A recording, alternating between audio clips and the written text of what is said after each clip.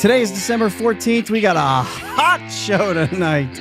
Winter meetings have come and gone, and the baseball world reacts to the Pirates for once. Let's talk about all of it. You're listening to the Bridge to Buctober podcast.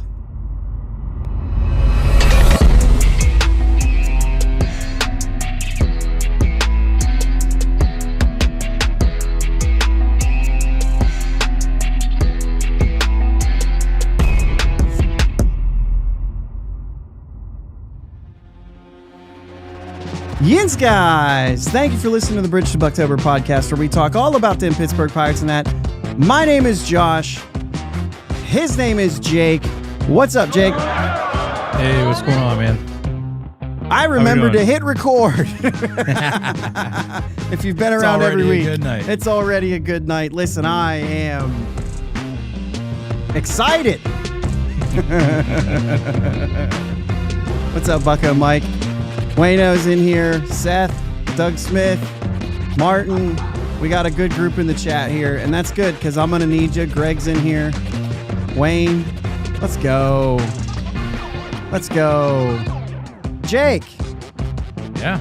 We got snow up here. Yeah. Lots of it. And I know you don't have any. And stuff. Yeah. No, we don't have any. Yeah, we got snow. It's cold here right now, though. Is it cold? Yeah. It is cold. What is it? Yeah. I think it said 30 something. It feels like 20 something. Yeah, that's cold. That's cold. It's 9 here. 30, but that's cold. Okay, Yeah, 39. Now, okay. Now, yesterday I was golfing in short sleeves. Well, it's going to be 50. It was in the 70s. Yeah, it's going to be 50 on Wednesday. Don't worry about it. All this snow's gone. It's going to be a mud pit on Wednesday.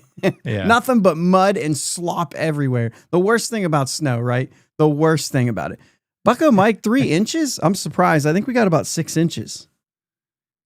Dang. But I think that is right, though, because the way the storm came through. I mean, I don't know where Bucko Mike is, but I know he's somewhere more north of me, right? So, and I think the snow was a little bit, it did stay a little bit south.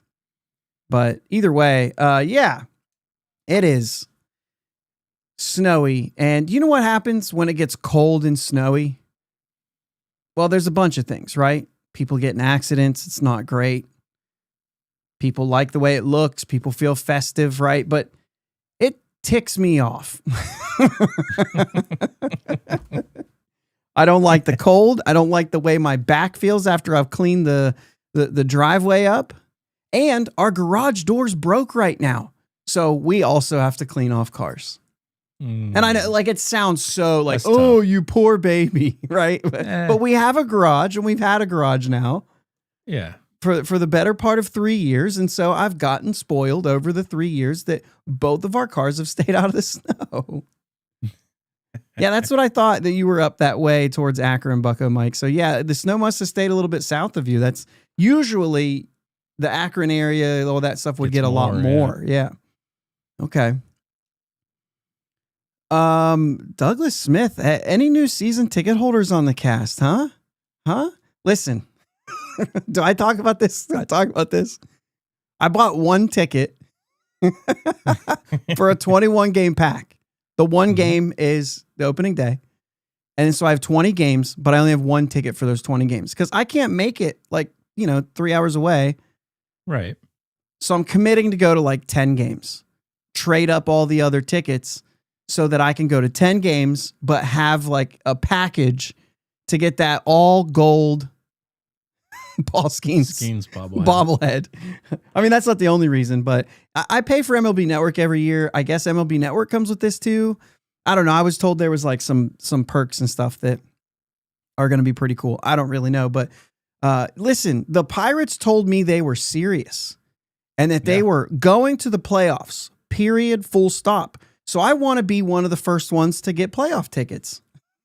Just another perk. Another perk of the season tickets. So anyway, listen, we're going to have some fun on this show, but I got to be honest with you. It might be a little bit of a tough show. We have some topics that we have to cover. We don't have to. We don't have to cover them, but we're choosing to cover.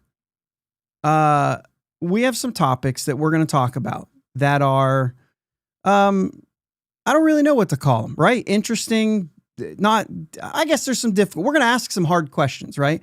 And we're going to play, listen, you come to our show because you want to hear the fair takes, right? Because we're gonna call out what needs called out, but we're at least gonna think on this show. And I think that's kind of the big thing.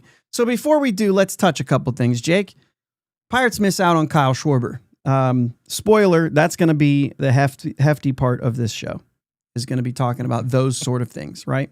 Yeah. They also missed out on Gregory Polanco. Jorge. Yeah. Yes, we missed out on Man, you are one pathetic loser. Anyway, they missed out on getting an all-star out of him. Yeah. Go ahead. I do want to throw this out. Go ahead. I do want to throw this out, though. Interesting thought that we're not going to spend much time on. Cody Ponce coming back to the league. Yeah. Getting a deal. Like, yeah, he's getting paid. Kind of silly. Blue Jays? Kind of silly. Kind of a silly deal, right? It's weird, his right? teammate, and I can't think of his name right now. I think it's Ryan Weiss. His teammate signed with the Astros. They both had unbelievable years last year. Obviously, Cody Ponce was the MVP. And so Weiss signs with Houston for like $2.5 million 1 year. And he had almost the same season and a better year in 24 than Ponce did. So Ponce is going off a 1 year here. Yeah. He's got some escalators that can take that contract up a little bit more. I don't remember how much Weiss does. But Cody Ponce signs for 3 years, $30 million. So he got 2.5. Ponce gets $10 million a year for 3 years. I don't know that they're not going to regret that. No, it's crazy, man. Oh man. Yeah. There's Brock. What's up, Brock? I got to see Brock. He told me this is the first time we've been in the same room in 13 years, which was nuts to me because we keep in touch, enough that I wouldn't have thought that was the case, but it was good to see Brock. Bucko Mike's got Weiss's numbers here. 16-5, 287 ERA. He got $2.5 million. And Cody Ponce, which by the way was an under a 2, I think, but still, that's some good numbers. And he gets $10 million for 3 years. I don't understand. I don't get it. I don't understand. All right. So let's talk about, there it is. He can make 7.5 in his second year. So is there an option? Okay. Cause I thought it was just a 1 year deal. Maybe it's 2. So there you go. That's the escalators Bucko Mike's talking about. I was talking about he had some escalators or whatever that can, if he does really well, he can get up there. All right. Pirates signed Gregory Soto for $7.75 million. This was after missing out on Schwarber, dropping 7.75. 0.89, not under a 2. No, 17 and 1. 1.89. The spacing gets weird on these. All right. So anyway, Gregory Soto, left-handed bullpen guy. I'll give you first thoughts here. I mean, it's a good deal. I don't think it's a crazy big contract. It's going to give us lefty in the back of the bullpen. I think he'll be our backup closer. I think it's a good deal. I like it. Yeah. Much needed left-hander in the bullpen. With playoff experience. All of it. Right. So it's all there, man. Everything. The only thing that concerns me about him is his walks. He does walk quite a few guys. So if we can get that under control, I really, really like this signing. Yeah. I mean, right. All the experience, left-hander, like I said, everything there. Bucko Mike says overspent by $2 million on Soto. That might be a theme of this show. That might, you're nailing it on the head there. That's fine. I think if you want to make sure that you go out and get there, offering a little bit more for somebody to try to get them to sign early is a good move.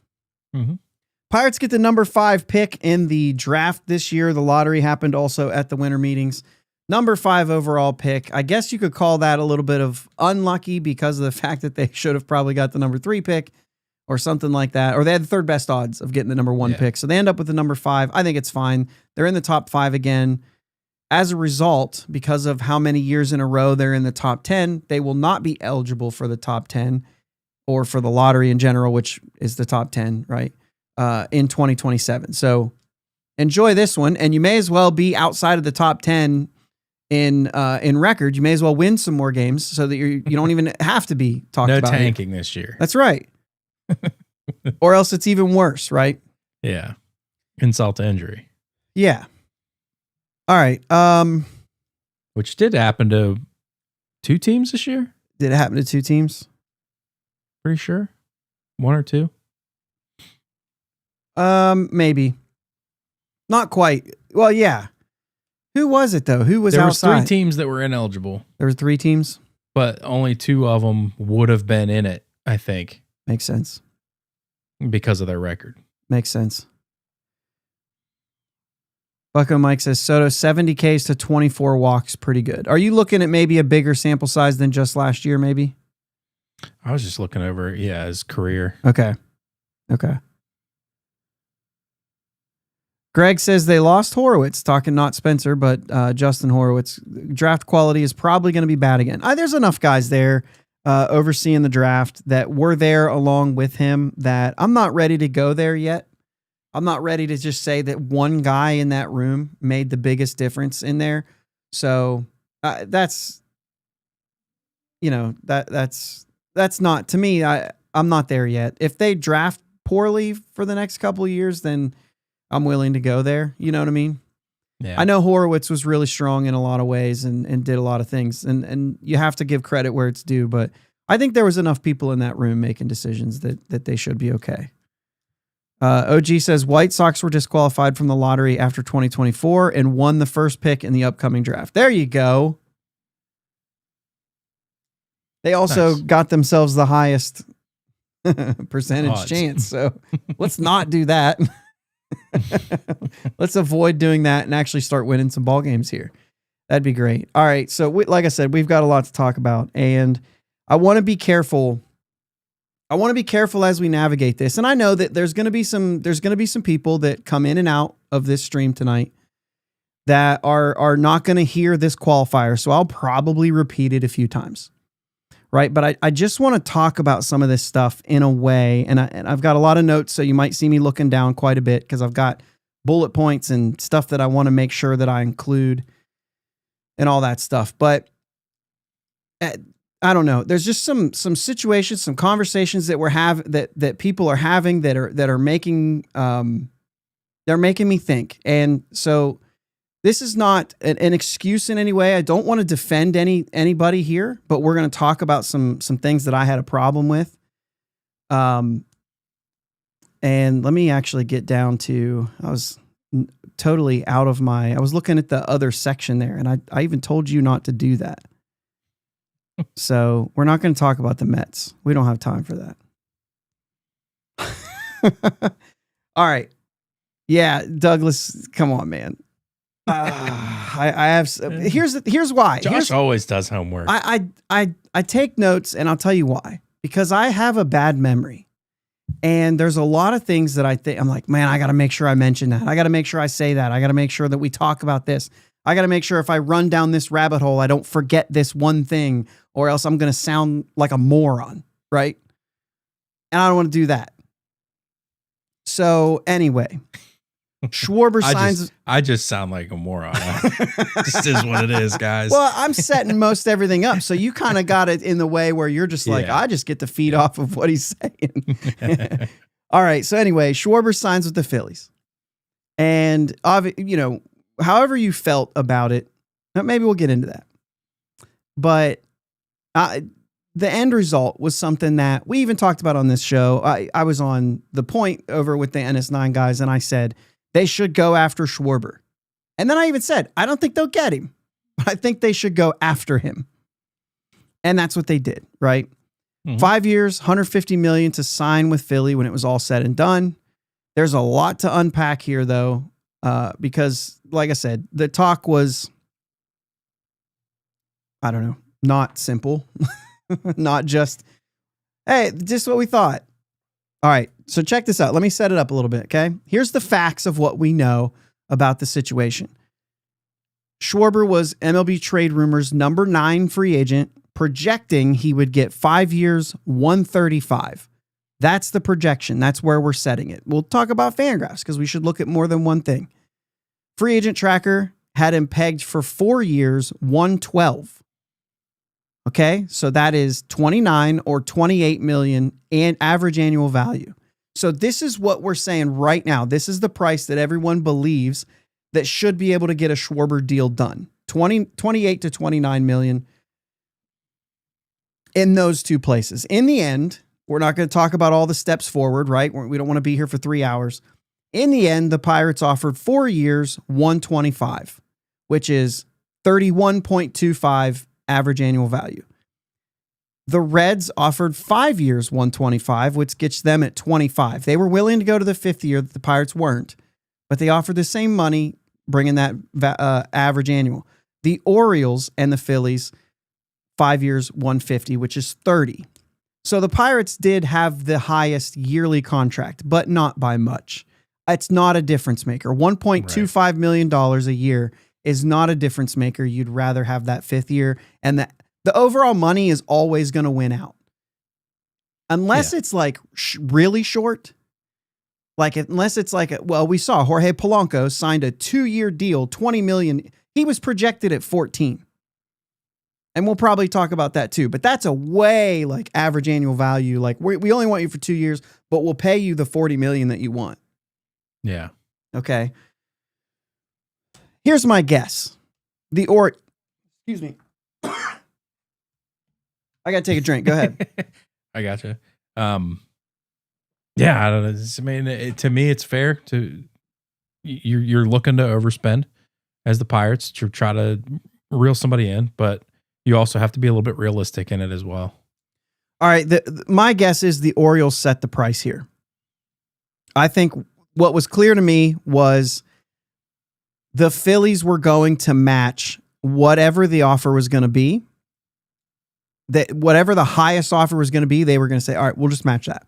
He wanted to go back to Philly for sure. He wanted to go back to Philly. So whoever had the highest deal, that's what they were going to sign him for. They didn't have to go a dime over the highest deal. Right. Right. Whatever one he liked the best, they would match it. That's just basically what it was going to be. Martin says, I don't think he was leaving Philly unless it was a huge difference. Yeah, it would have to be huge. Right. And all together, 150 is the number. So I know some people will value the 4 years or the 5 years. We'll talk about some of those people. Other people are going to look at the total money. And there are some people who are going to look at what they offered per year. And I think all those things are fair. For me, I think it comes down to total money. I think most of the time they want to look at total money. Anyway,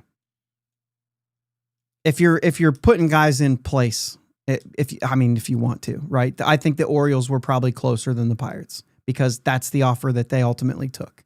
Yeah. I think it was basically like Phillies wanted Schwarber back. Schwarber wanted to go back to Philly. But Schwarber also said, let me go see what the market has for me first. And then you pay that. I don't want to take your 3-year deal. Yeah. None of that matters now. He signed, right? Mm-hmm. There are takeaways. There are takeaways from this. In the end, nothing changes though, right? There's been a lot of talk. And we're going to try to navigate through this now. I want to consider all the angles. Okay? I don't want to say, here's what I think and not think about what somebody else might be thinking. I think that's the thing that's important, right? And chat, guys, we want you guys chiming in too. Here's the drill though. Man, I have like this amino energy and it is drying me out. I think I'm not gonna be able to drink it. I think I got enough energy. I think you're going to feed off these topics plenty. We're going to go to straight water here.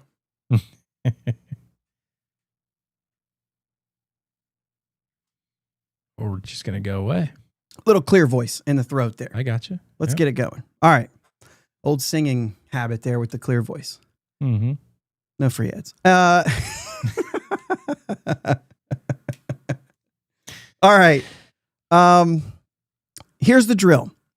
We're going to think tonight. If you don't want to think, you don't have to. You can just complain. But we're going to think. Not just type whatever you tweeted earlier this week when you were mad about it or... what's the word? Yeah, Bucko Mike, 5150 root beer all the time. All right. Are we ready to do this? Are you ready to do this? I'm ready. Okay, let's get into it. Initially, Jake, I'm going to test you. I'm going to make you think. Did you yourself allow any adrenaline throughout this process? Like, was there an anticipation on your part for Schwarber specifically, right? Or expecting nothing, willing to be surprised if anything happened? Did you allow yourself to get excited, even a little, like, what if he takes it? 100%. I did. I mean, I always knew in the back of my mind, the Phillies have last dibs and the Phillies are going to match anything that's thrown out there. So realistically, no. But yes, I allowed myself to get excited that the Pirates were relevant, that the Pirates were offering a deal that was 30 plus million a year. And it allowed me to say, what if he decides, let's do this?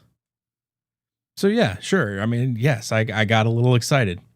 In the back of my mind, I was also like, I'm not going to be upset if we don't get him, but I'm going to get excited about the possibility that we're throwing realistic, real offers. Okay. And I know that, listen, after our show last week, you and I talked about it. We were like, okay, what would it look like if they actually did this? And we mentioned some other names. And then, both of us kind of said, like, if they get Schwarber, they probably don't get these other names. You probably have Triolo playing third.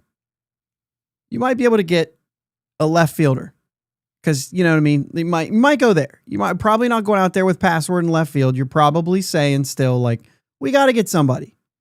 But you're probably not getting two guys.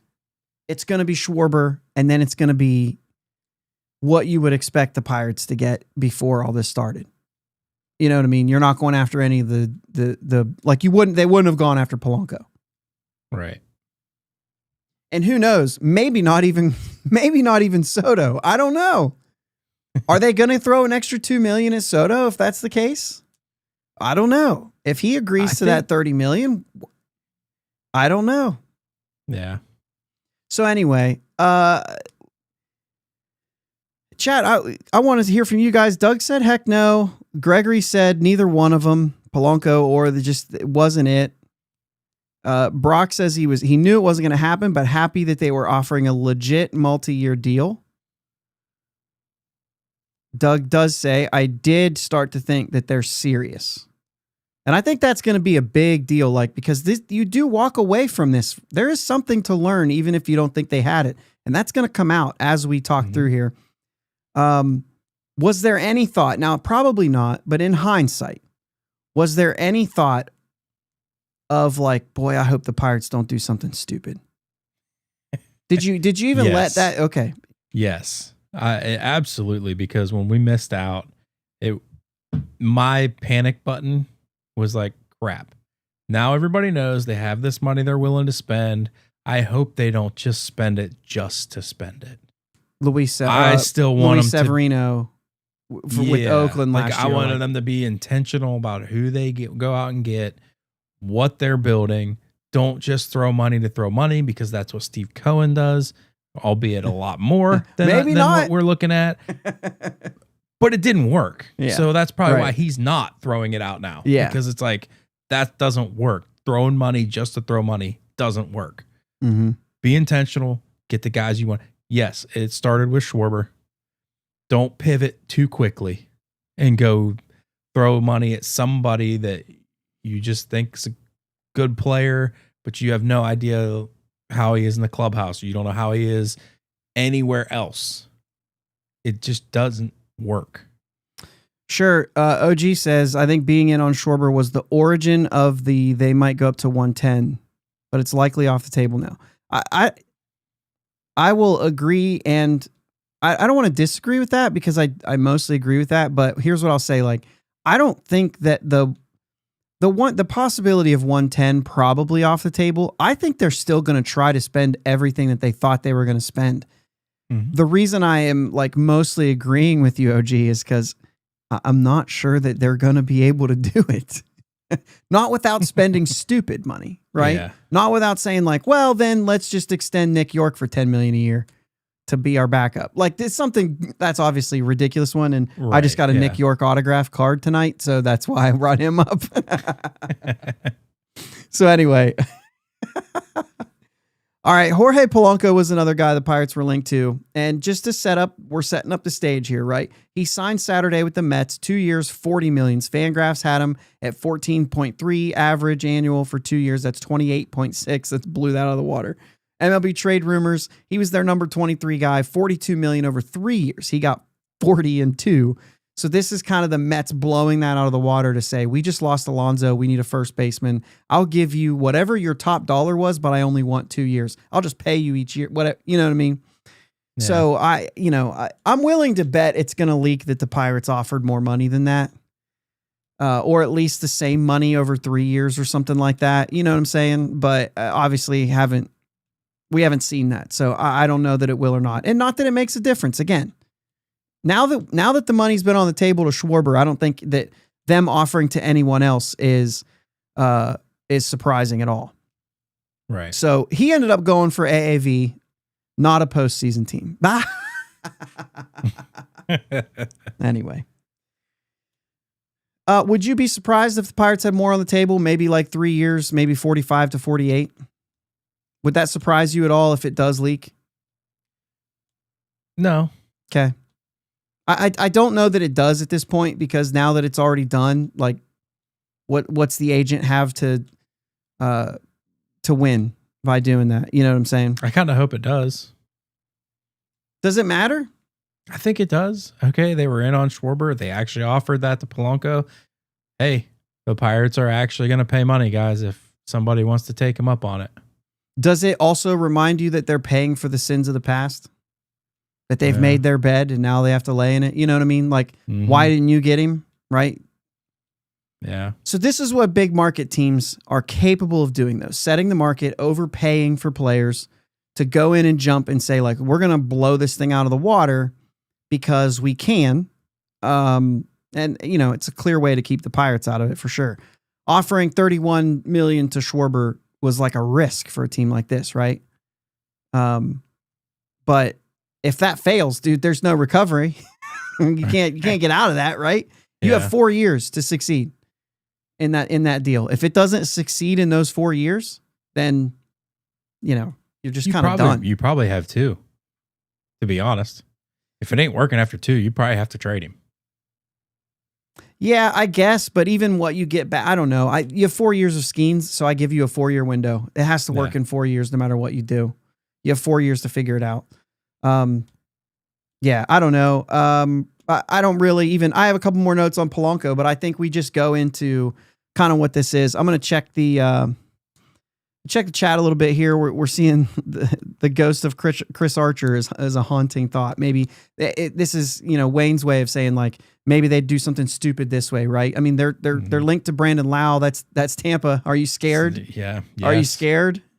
Yes. I'm not. I don't care. You need to get a 30-homer guy to put him at DH. And if that's Brandon Lau, then my goodness, go get him. I don't know. So, there's all those things. Bucko Mike, surprised Nutting offered real currency. Thought they would offer the fake 100, like in board game life, 100,000. But yeah, I mean, they put this thing on the table. If he agrees to it, they pay it. There's no way around it. Yeah. Ron, I hear you, man. Weird time to say it. A weird time when the guy said, go ahead and offer $30 million to somebody.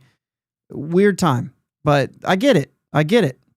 I'm not, what I'm saying, you do you. Yeah. OG brings up a posting fee. We've got a couple, 3 guys really coming over that could be an opportunity here. Bucko Mike says they'll be around 90 million. CBA maybe having an effect, maybe. I know how to explain it, and we'll get into that, but yeah, Ron's just upset. Ron Heichel, ladies and gentlemen. I get it. I'm not going to, like I said, not going to dog you for it. I get it. OG says wasn't high on Polanco at all. Mets overpaid. He doesn't think he has another year like that. Again, I mean, 32, 33 years old, so it's possible he doesn't. I think that in the case of the Pirates, anybody that's better is better. So I did like that opportunity, especially if he's willing to play like first base or third base. His defensive second was also getting worse. And that was kind of an age thing, right? $20 million for Polanco, I wouldn't. I mean, I think that's, for a team like us, that's not a good, it's not a good way to spend money. There was a different word I was trying to think of, but guys, come on. I think that the Pirates screwed themselves out of free agents because of incentives. That's something that teams across the league do in situations like that. Oh, you mean like the innings incentives for the guys that were bad? Yeah. They didn't earn them. This like the, what was his name? Rowdy Tellez. Get out of here. He didn't earn it. If you want to get your incentives, then play better. If you don't want to, if you don't want to risk the incentives, then just sign the contract without him. Yeah, I mean that happens across the board. Every team in the league would do the same thing. Now, I think there are a few teams, Jake, that would have said, "I still don't want you on my team, but I'm going to go ahead and pay that incentive out anyway." Yeah, but I don't want you on my team, and that, you know what I'm saying? Like, I feel like that's a possibility. But no, I just don't feel bad for those guys when they didn't perform. Right. I don't want to say it that way. I do feel bad for him. But I don't blame the team for not wanting to pay him out. No. And I can't believe, like, the worst of all of them, right? Because of that whole thing, the worst of all of them was, what's his face, lefty last year, Heaney, who got the incentive even though he didn't earn it. Because they were like, we can't afford to do this again. Yeah. We have to let this guy pitch a terrible 0.2 more innings just to pay the man. I would have paid him and cut him. It took him 3 outings, didn't it? It took him 3 outings to get it. To get 0.2 innings? Well, no, but to get to the spot after he probably should have been let go. But yeah. I thought it was at least 2 outings to get. Like I think he needed like an inning and 2/3, and it took him 2 outings to do that. Maybe. So I don't remember exactly, but yeah, it was bad, and they shouldn't have done it. Like they shouldn't have, like I said, cut him. Don't let him go out back on that mound. Yeah. But maybe just because you've had this, let's pay it out anyway. Make a business decision here. All right. So let's go back to something that I said that big market teams do. They overpay in order to kind of, sort of like a big bully thing in poker. I've got all the chips, so I'm going to keep raising until you fold because I can afford to do it. Right? And the thing is that's what's been saying. That's what people have been saying about the Pirates. You and I have even said this, right? We've talked about it with Soto. You have to do it. Hard to sell this team to a free agent, man. It really is. And I know that internally they think we're close. Mm-hmm. The problem is they're just missing like the big guys. We talk about this a million times. I don't want to keep repeating this. If it's the first time you're listening to us, I promise you we've talked about it. Just trust me, I guess. I don't know. But it's hard to sell this team to a free agent. Imagine telling these guys like, you know, hey, I think with you, we can win here. And maybe that was Polanco's turnoff. Like he doesn't think he can be the dude. He wants to be carried there. He doesn't want to be the guy that carries you there. Yeah. And that's fair. If you don't think you got it, then, you know, that's another thing.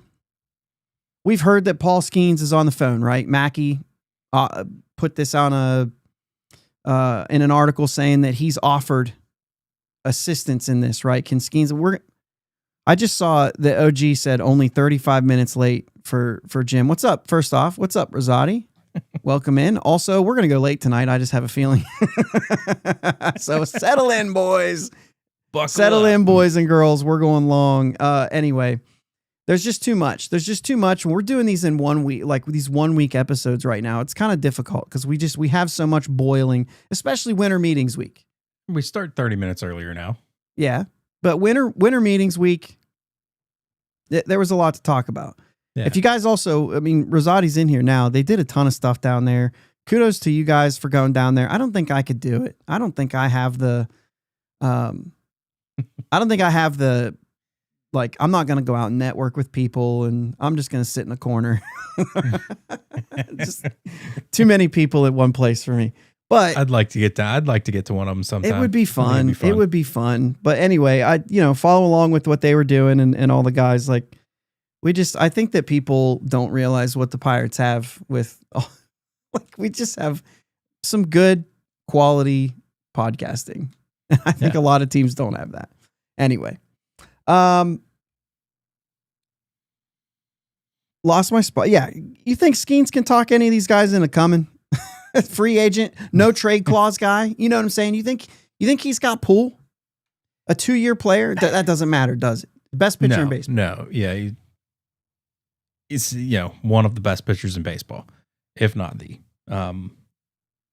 It's hard to say that just because, like, even he's got to sell it. I don't know. I think he does have some, but how much is just, I don't think it's a lot. The consensus in the chat says no. They just don't think that it's going to happen. So I don't know. I think it'd be interesting. Listen, I don't think you can say that it didn't work in the sense of Schwarber, because I think Schwarber was going back to Philly no matter what. Well, we don't even know that they talked. Well, right, but I'm just saying, like, in general, even if they didn't talk, that his name was brought up in any talks. Like, we got Paul Skeens, we're ready to do this. We got the pitching staff. We need hitters, blah, blah, blah. So, Skeens was, we don't know. You would assume Skeen was used as a chip, as part of their pitch. And I think he was going back to Philly no matter what. So I don't think you can really consider that in this conversation. Okay, then I just want to throw that out there. Sure. We're all critical. We've been critical, right? You and I keep saying on this show, they have to cross the finish line on something before I believe that they are able to. Specifically, let's talk about Ben Sherrington being able to actually make something happen and get it done. And there's been some things that's happened, but they've been not the big thing, not the free agents, not the ones you want. They're always going for the next guy, or just not anyone in previous years. And so, like, this is why I say, and I want to say this before I go into this next part, because this next part is going to sound a lot like defending. And I just want to be clear, like, the Pirates, again, they're paying for the sins of the past. It's the whole, you've made your bed, now you got to lay in it. You've already ruined this. If they would have been spending like this 2 years ago, 2 off seasons ago, right after every single year of the rebuild, they got more wins. If they would have tried to spend then, I think it would have been a different conversation. Yeah. But instead, then they had the same. Then they had less. You're going the wrong direction. Why would anybody really believe it at this point? And that's what we're going to kind of talk about. That's what we're going to think about. For anybody that's new in here, that wasn't here at the beginning of the show, I started this off by saying we are going to think tonight. Not just say what we've been saying, not just believe what we think we believed based on something that happened 6 months ago. We're going to think. And I had a problem with how this was handled by some people. And we're going to talk about some of this. Listen, Jim Bowden was on Foul Territory at the winter meetings. And I don't mind saying all this stuff. I like Foul Territory. I like that show. But they had some things to say about the Pirates' efforts. It was prior to the signing. We're going to play a couple clips because I think that we need to set this up. And a couple things while we're listening to this first clip here. The truth is, the Pirates made a 4-year offer at a slightly higher average annual value than anyone else went to. Slightly. I once again, that's like an eye roll. It's slightly. But the fact is, it's higher. Just not enough to make a difference. Market time at the time of their offer was 27 to 28 or 28 to 29 million, whatever those numbers were. They offered 31. So they were above market what they thought were market at the time of their offer. And, we heard that the Pirates' offer was intentionally higher than the only other offer they had at the time. And obviously, I don't know who the team was, what the offer was, or anything like that. That could have been that Reds offer, for all we know. Anyway, just listen to how this was handled. How can the Pirates, with a straight face, say, we made a 4-year offer for Schwarber? What are you doing? If you want Schwarber, you think you're going to be able to make a market offer and get him? You think he's going to go, I want to go to the Pirates over the Phillies. 6 years, $190 million. I made that offer. Okay, we'll stand up. Then you made an offer. Mm-hmm. Don't sit there and say you made an offer when you undercut what the Phillies even have on the table. Right. So first off, the Phillies didn't have that on the table. They were waiting for the highest offer. They had nothing on the table. So that's poor. It's the voice for me, right? That the Pirates, like, why are we doing voices? Why are we doing that? Right. It's that's to me that's poor judgment on a quote unquote a professional reporting. Like, that's right. It's unprofessional. Listen, here's the thing. Greg's in the chat right here. I got it shared on the screen. Bowden kind of made me a little upset. Greg just said I had no faith they were getting any of those done.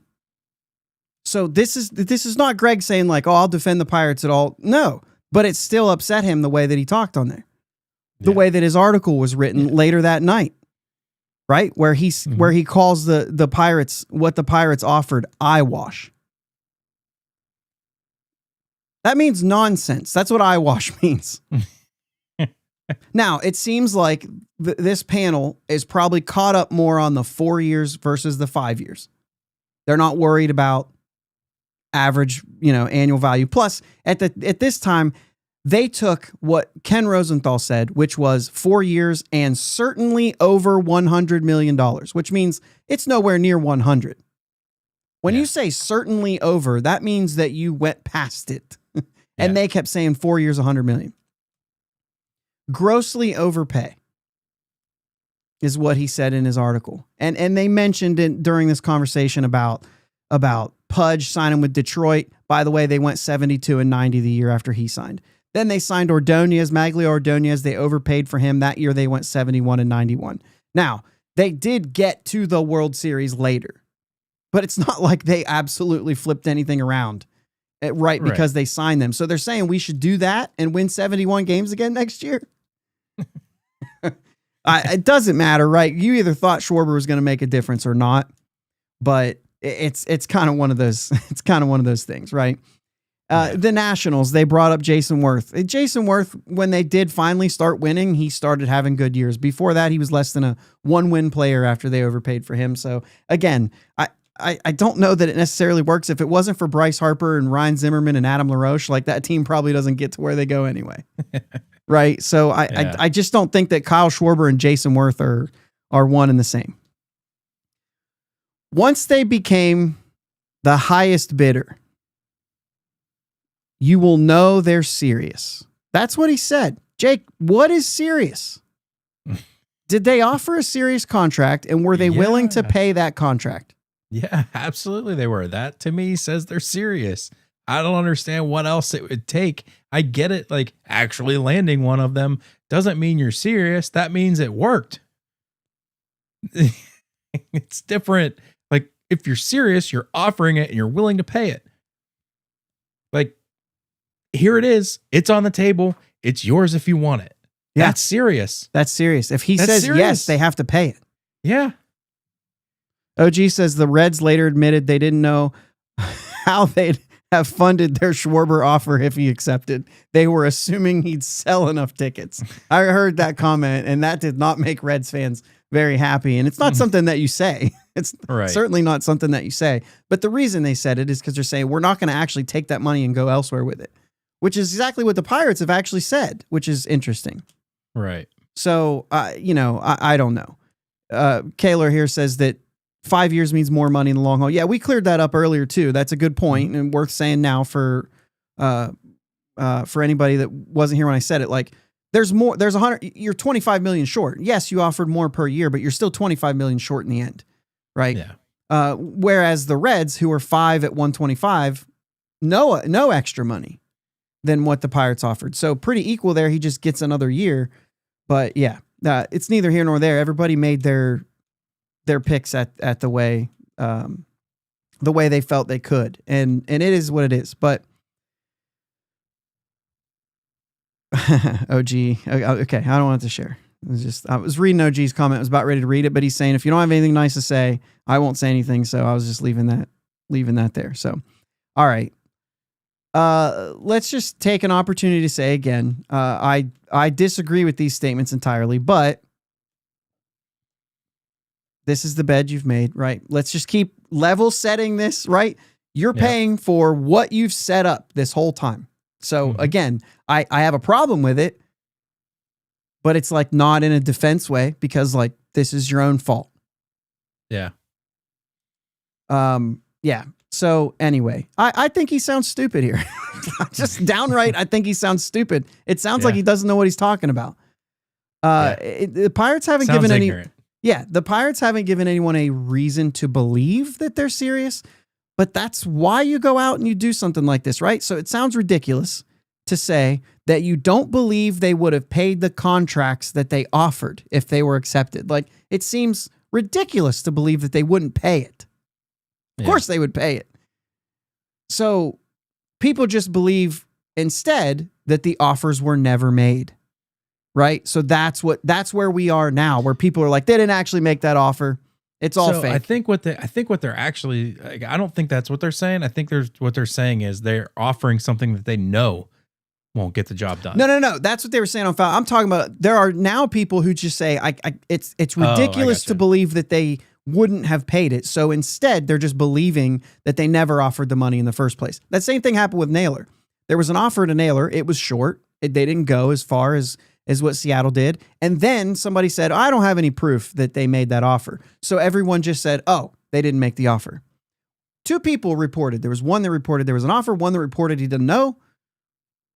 So the second one, the most latest one, is the one we go with. No, somebody's right, somebody's wrong. We don't know which one. Yeah. But like, whatever. This is silly the way we do this. Anyway, Schwarber signs. Chronologically, Schwarber signs. This is the panel across the line, in my opinion. This is where they cross the line. Having a take is one thing, but what happened here was, like you mentioned, it was unprofessional. Instead of talking about the Phillies and Schwarber and how they were always a thing, they were going to get back together. This is great. I even filtered some of this because you had to, but I'm just saying, like, just listen. Kyle Schwarber signing with a team in Pennsylvania, the Philadelphia Phillies. Sorry, Pirates. Weird, though. He got 5 years, and the Pirates only offered 4 years. Oh, man. Thanks for trying.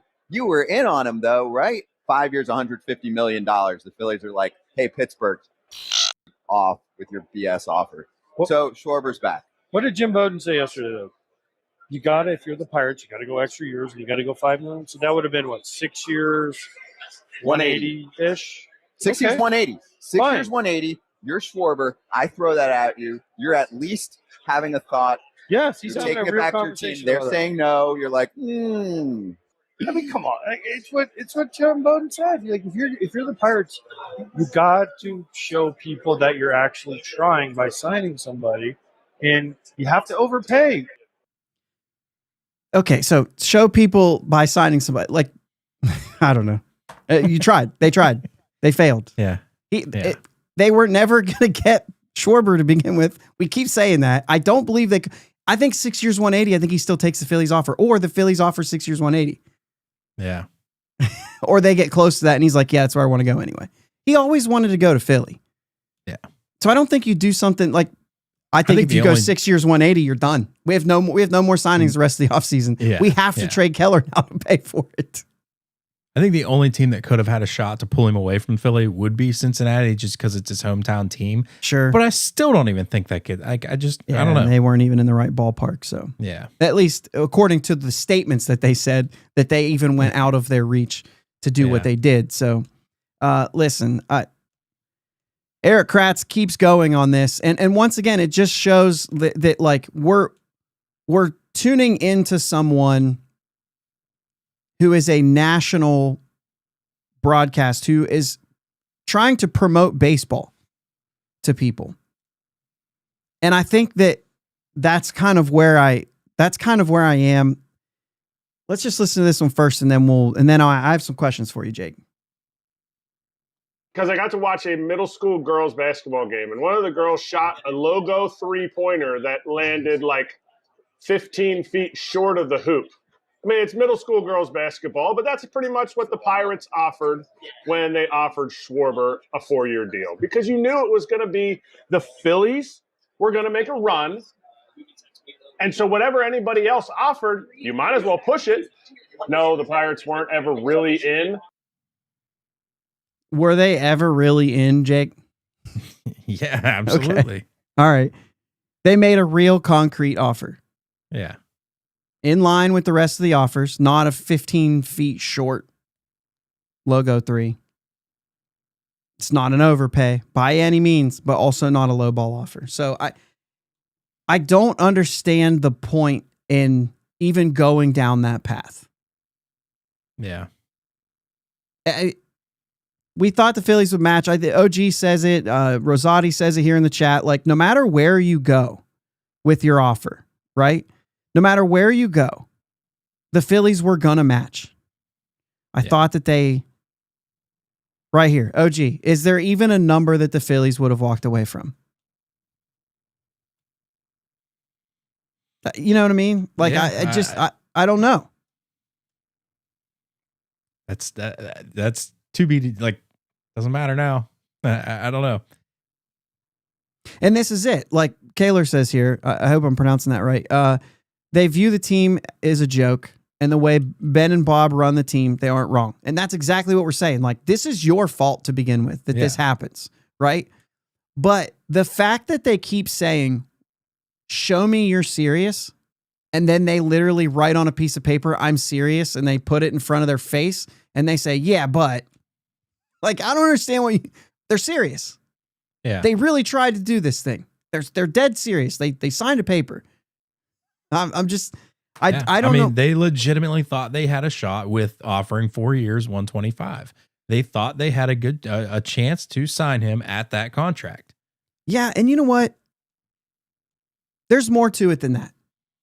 He didn't turn that down. He didn't turn that down and say, never mind. Right. I mean, of course he didn't, because he's trying to up everybody else, right? The agent is just playing a game. So of course he didn't. But the thing is like, that I'm looking for professionalism here, and we weren't getting it. Yeah.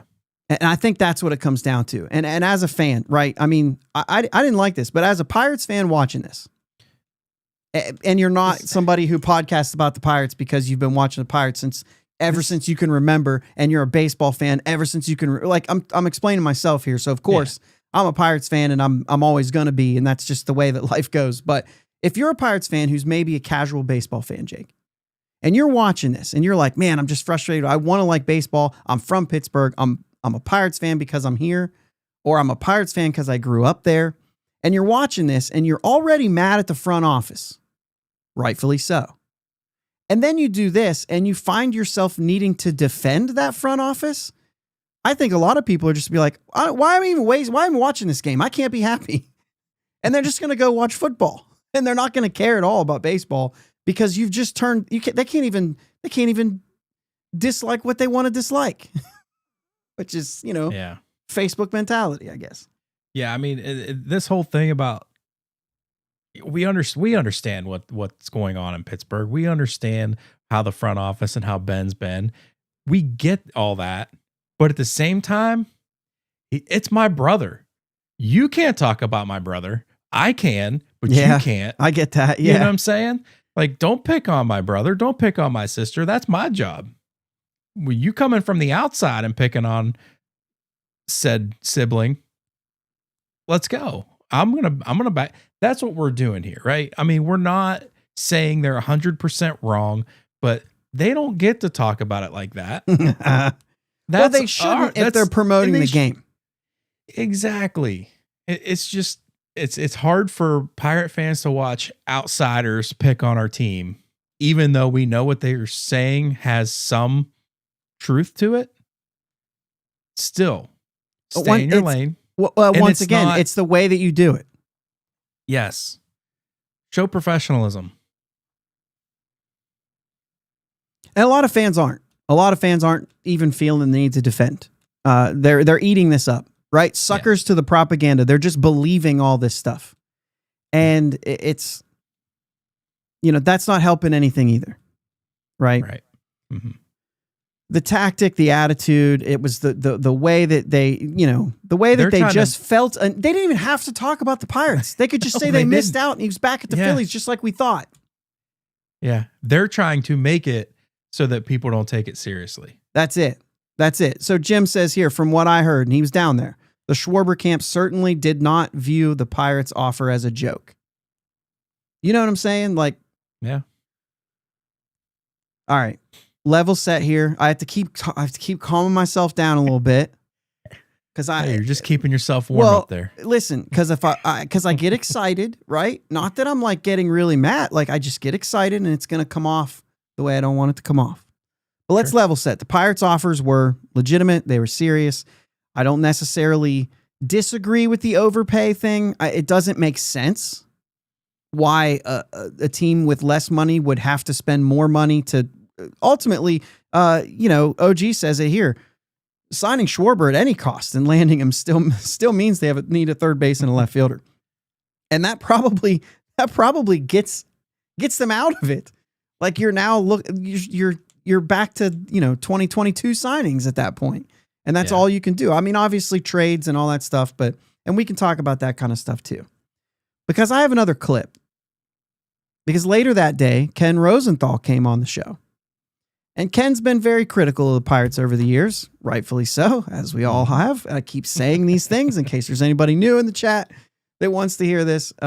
But he's still, for baseball, he's one of the greats. And let's hear what he had to say, because I think it's really interesting. And there's going to be some things that we're going to pivot to.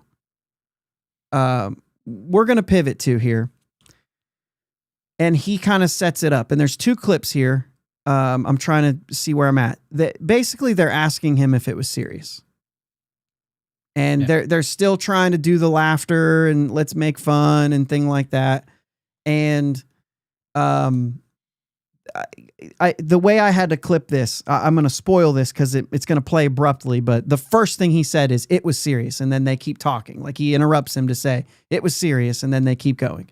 So let's listen to that one first. And then we got one more after this, because I think it's important. This is what was serious. But the Pirates, they go, okay, 4 years, 100. They knew that wasn't going to get it done. Were these real offers? Because they were real offers, but were they actual were they going to get it done? Offers? Yes. And I had someone in the industry say to me yesterday, he thinks what the Pirates were doing with Schwarber was performative.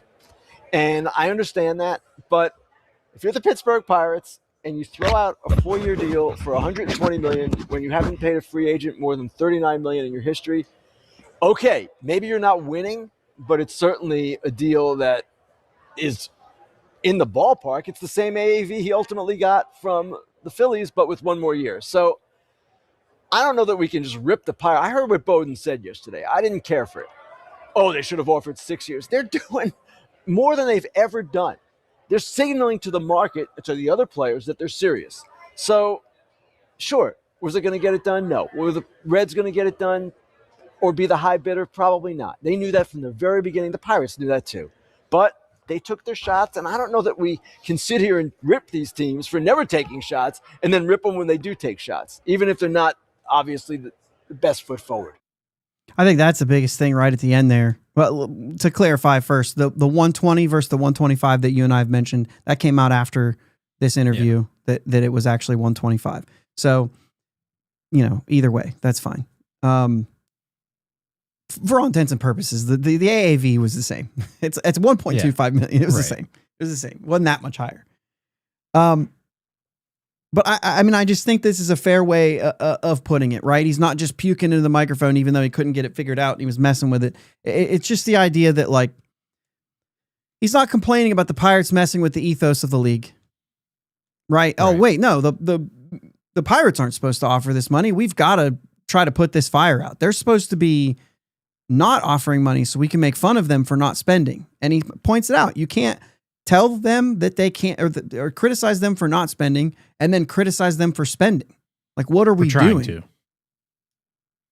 For trying to spend. For trying to spend. That right. Fair point. Fair point. Absolutely. But and I like how he did keep it more professional, and he said the best foot forward. I think they put their best foot forward.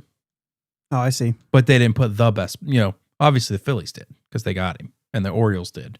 Yeah, because it was the same. But you know, for what it's worth, I agree with a lot of what Rosenthal said there, and it is exactly that. You can't tear them down for both things. Yeah, that's stupid. It's what stupid. It is. It's downright stupid.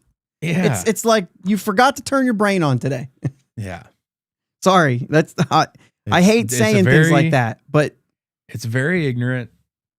It's, I don't know. There's not much else to say about that. Yeah, OG says the Pirates need to try. No, not like that. Exactly. And you know what the problem is like they even offered other like other players. And they're like, no, you should be signing a guy like 2 tiers from the top. That's what you should be signing. Are they trying to win or not? What's it take to win? Right. That's the guy I want to go after.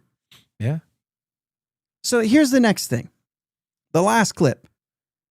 And then we're going to get into something else that he mentioned there. And I think he mentions it again. And that's what we want to get to moving forward, because I think it's really important. And I think it's something that maybe makes sense in this whole thing. Maybe makes all of this make a little more sense.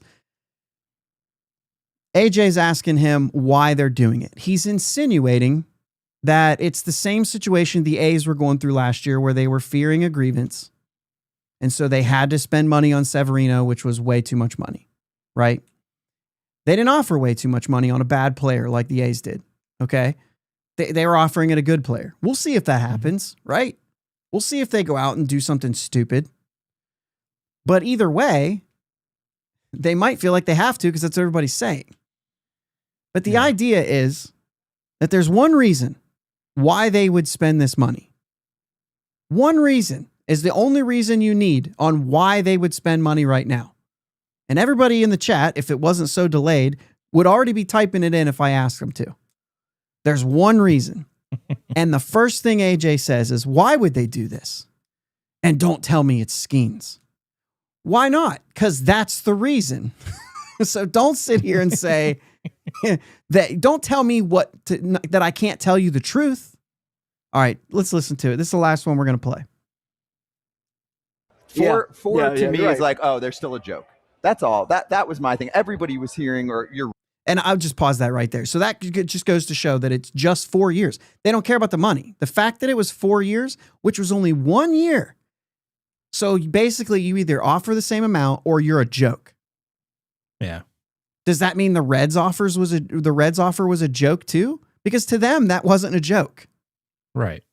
The Reds weren't offering a joke. If anything, they were going above and beyond what they thought they could do. That's not a joke. If he would have offered 3 years, Jake, 30 million AAV, I could see you saying that. But anyway, let's keep listening. Reading, he's going to get 5 years. And then this team gives him a 4-year offer. I don't know. I don't see it that way. Okay. I see it as they're finally serious, and no one was saying they're going to get the guy. But they were making an attempt. And I think it is a signal to the other teams, or the other players in the market, I should say, and even teams, that we're serious. We want to surround Paul Skeens with better talent, and obviously it wasn't going to work here, but we'll see where it goes. Do you think they're going to use that money somewhere else? I do believe they're going to spend. Okay. Now, at a higher level than they have. Now I'm going to ask you the next question. We had this conversation yesterday. Why all of a sudden are the Pirates spending? And don't say Paul Skeens. AJ, I've written about this. I know you haven't read it. Of course not. I don't know exactly what's motivating them. What should be motivating them is they have the best pitcher on the planet for 4 years more, and they've got to do something. And the owner is ripped in Pittsburgh all the time, rightly so.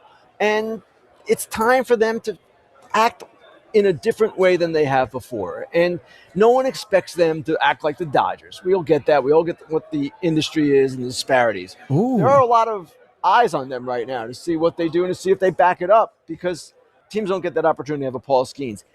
All right. So first off, Ken Rosenthal recognizing the disparity is crazy.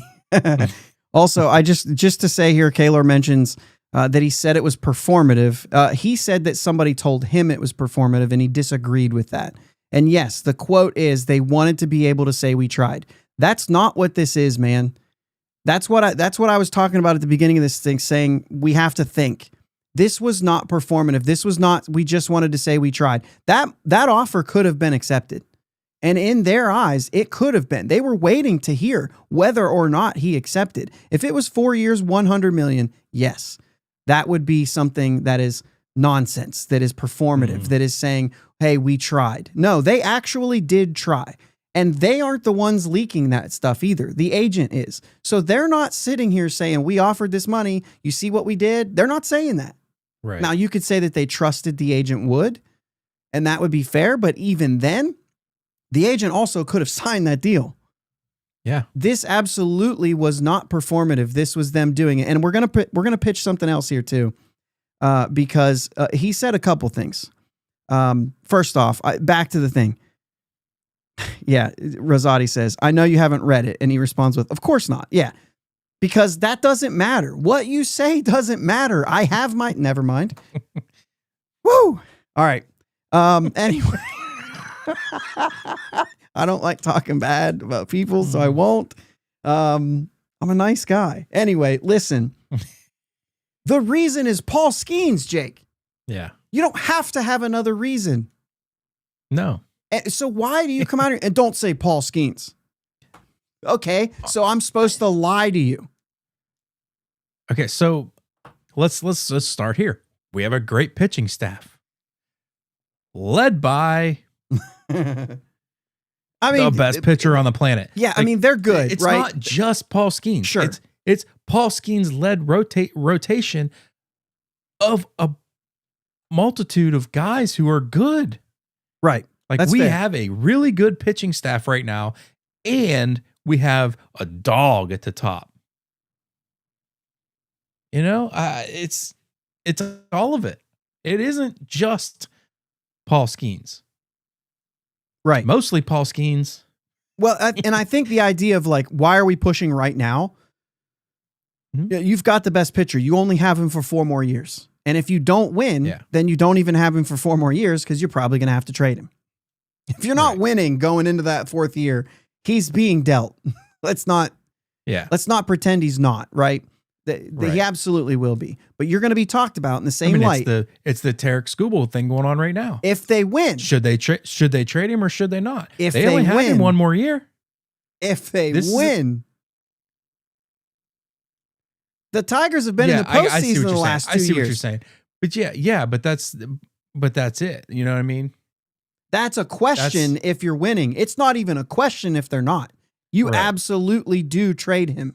Right. And that's if you're not it becomes winning. That question. It becomes the Tarek Skubal stuff that's going on. Should we hold on to him and not get anything in return?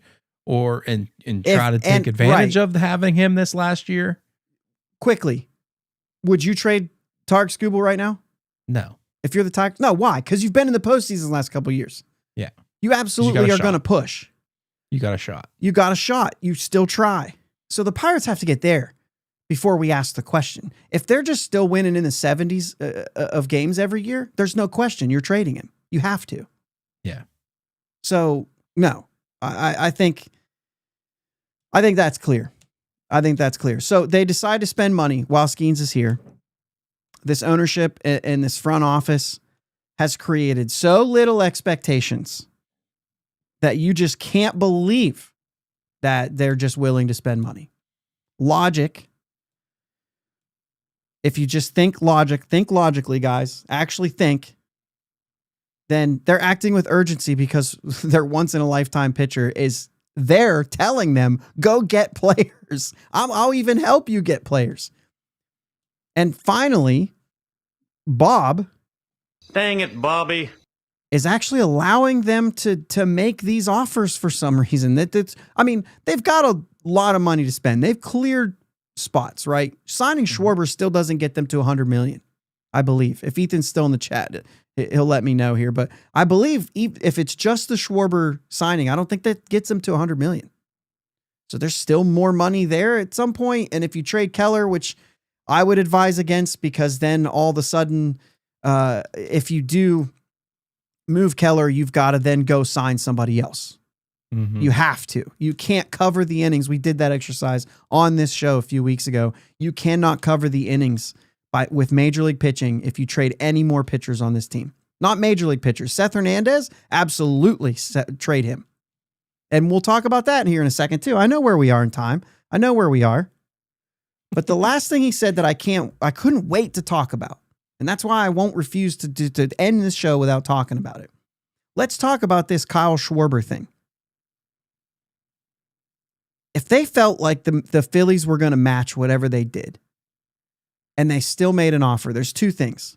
The oddball chance that he accepts, and they would have been like, we got a guy now. We got a guy in this lineup that's going to change everything. And I think he would have been a huge impact on this offense. Huge. When you have a good pitching staff, a solo home run or a 2-run homer in the 7th inning might be all you need to win a game. Right? We just didn't have the power. So you take that power, even if nothing else changes, 50 home runs might win you 20 more games. Not 20 more. 20 more games is ridiculous, but how did we say it? Efficient offense? Efficient offense. Hitting a home run is efficient offense. That's how you score runs efficiently. And it's the thing, like, yes, you have strikeouts. Yes, you know, he's even an on-base guy though. So it's not like you're saying that you're not getting on base. Like, he is getting on base. Yeah. And the thing is like, when you add power and you add defense to a good pitching staff, those are smart things, because like I said, one home run in a game might be all you need when Paul Skeens is pitching. And here right now, the Pirates are playing with, we need to string together a few hits and score a couple runs. Like, no, just hit the ball over the fence and you'll probably win. You know what I mean? Like, that's kind of it's a much simpler way. Baseball's not that simple, but that is, you know, that's where we are. Thanks, Ethan. That's correct. It doesn't get him to 100. So anyway, the thing is you go about it in a way where adding a power bat like that makes a huge difference. And I can't imagine. I mean, any of these guys that they're talking about who have 30 home run power are a positive outcome for a team who can pitch, because they're going to prevent runs. Now, hopefully you have a good defense behind you, because good defenses also prevent runs. We can't just go out and sign every player who's terrible at defense but can hit, because we really need offense. Like, you also need to have, if you have a pitching first team, you really need to have a defensive first team as well, or a defensive second team if that's how you're doing things, right? Because pitching goes hand in hand with defense. 100%. But either way, offering Kyle Schwarber this kind of money and thinking that he might not accept it, Ken Rosenthal said it the best. They're signaling to everyone else. Agents now know. Yeah. If you were a player and you were like, well, you know, I'm not even going to look at the Pirates because they're not going to offer me the money I want anyway. And then all of a sudden you see what they offer Kyle Schwarber and you're like, if they call, we'll answer. Let's see what they got. If they're willing to spend right now, I'm willing to listen. Right. And if I don't know who Schwarber's agent is, but that agency is going to be like, if they've got other players, they're going to call the Pirates about those players. Right. They're going to say, hey, you know, I think this guy's a good fit too. You want to give him some of that money? So I think that's a big point of what the Pirates might have been trying to do here. Hey, let's go out right away and let's show, and this is the thing that is not being received well. Let's show people that we are serious, that we actually will offer some money this offseason, and that we are not just Pirates, we'll read that later. You know what I'm saying? Do you think there's any truth to that? Do you think that you know, agents talk? Yeah. I mean, that's what That's what the sports agent world is. It's all connections, relationships, all that kind of like that's networking is the word I was looking for. Yeah. It's all networking. Like everyone talks. Everyone talks. So absolutely it's going to put the willingness to talk to the Pirates in other agents. And you got media members here who are trying to put out the fire as quickly as the Pirates ignited it. If your favorite team, assuming you're watching this, your favorite team's the Pirates. We lost Jake. Hopefully he's not out for good. Well, we'll just keep going with it, and then hopefully he can pop back in here. We're not hearing him. Anyway, I just think, obviously it's pathetic that they haven't done it until now. Pirates, right? This should have been 2 years ago. I mentioned that earlier. But I think that there's some serious legs to another reason why they would have done something like this. And that's just to put it out there that they're willing to spend money. Put it out there that they're willing to go to a certain place and see it. I'm hoping that this isn't my... Okay, good. I just see the ghost of Bob Nutting got Jake, because then that means I'm still on here. Oh, that's a good call, Greg. That's a good call. And I have questions literally in my notes. Like my next 3 things are questions to Jake. So I could ask you guys, but you could say that no way, it's his real hair. There he is. Lost internet for a second. Yeah, I saw. Every time that happens, I'm like, oh man, we lost Jake. And then I'm like, wait, maybe I'm the one that's lost. But then, they got me here. Yeah, OG, you're right. Agents and players are much more interested in the Pirates' money than the cast of Foul Territory.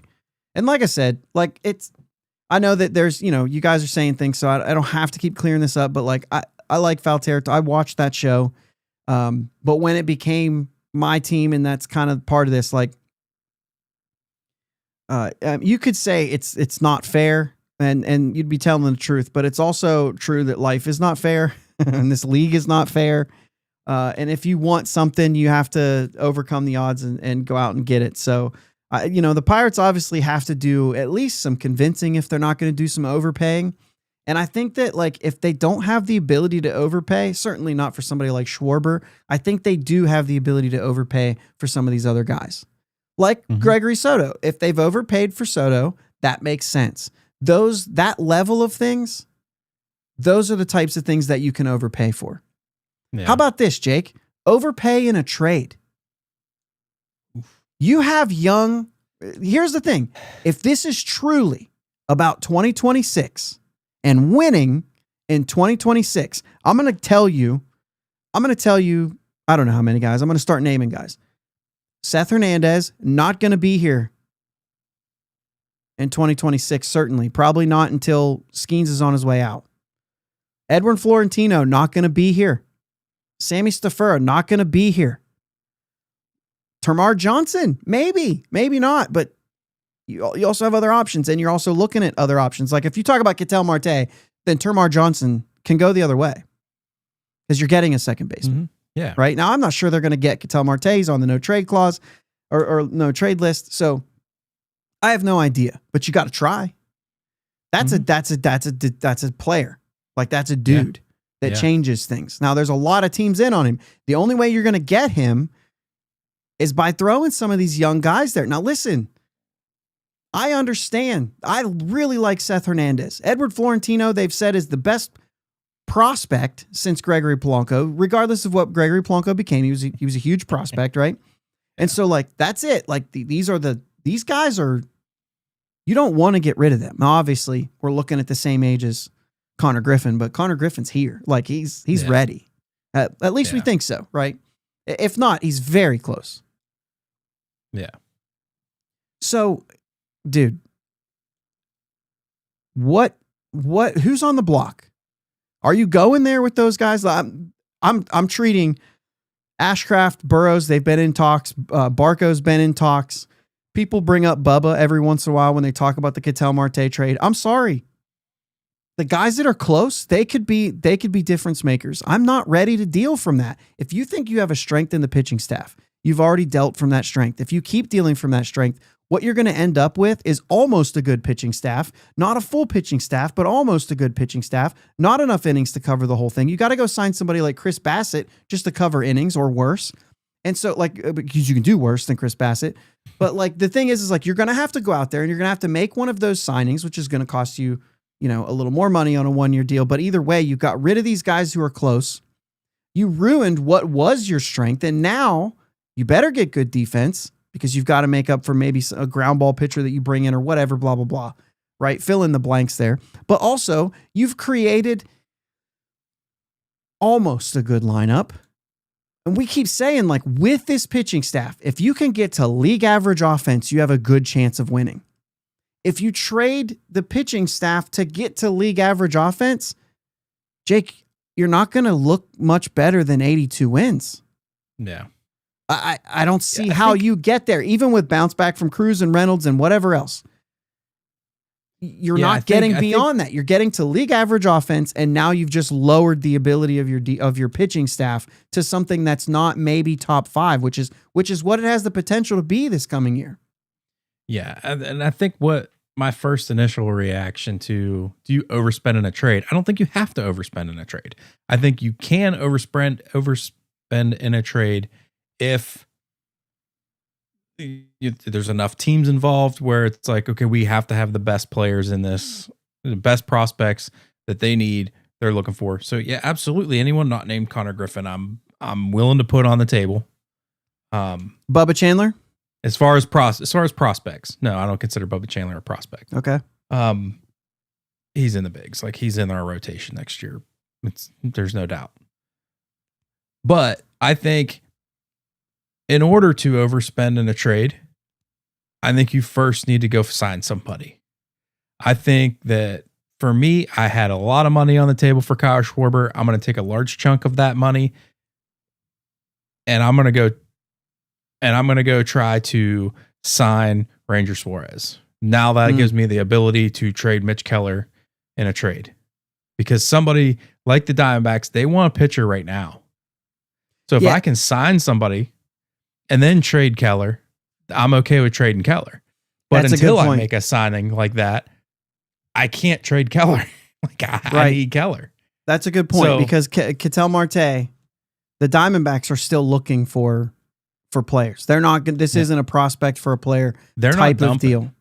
Yeah, they're not. Now, I still wonder. I still wonder though, if you put Seth Hernandez and I don't know. If you put Seth Hernandez, if you go Nick Gonzalez, Seth Hernandez, Sammy Stafura, and Termar Johnson. I don't know, man. Maybe another pitcher. Maybe they got. Well, that's what I'm saying. I'm saying go buy yourself a pitcher with some of that Schwarber money that you say you're going to spend. Go get Ranger Suarez, trade Mitch Keller, Seth Hernandez, Termar Johnson, and Nick Gonzalez. You're getting that. We trade say done. Nick Gonzalez because if you're getting a second baseman in return, you may as well, right? Yeah. That to me would probably even should get the job done. Now, obviously, Ketel Marte, no trade clause, so he's got the right to say no. Right. But I mean, that's just, to me, that would be a shot of getting a job done, because you're giving them 2 major league players. Again, good prospects. So Rosati says here, Ketel Marte's surplus value is insane. He's not getting traded. I mean, this is a 5-year deal that you're getting. So I don't want to make this about Ketel Marte and the Arizona Diamondbacks, right? There are other players to get. And I think if it comes down to it, and we talk about Brandon Lau, right? We talk about Brandon Lau in Tampa Bay. That's a guy who can add 30 home runs to the DH spot in our lineup tomorrow. And so, or at least 25 to 30 home runs, right? And so you got a left-handed hitter coming in, something that's very needed. And there's not that's a 1-year deal, right? That's a 1-year deal. He's got 1 year. Now, maybe there's an extension. It's like $11 million, I think is the projection on that, or maybe it's already a done deal, whatever it is. But the thing is let's talk about something that makes a little more sense, because 1-year deals just aren't big, right? And, we hear the rumors, we hear the stuff like, oh, they've been talking about Brandon Lau for a long time.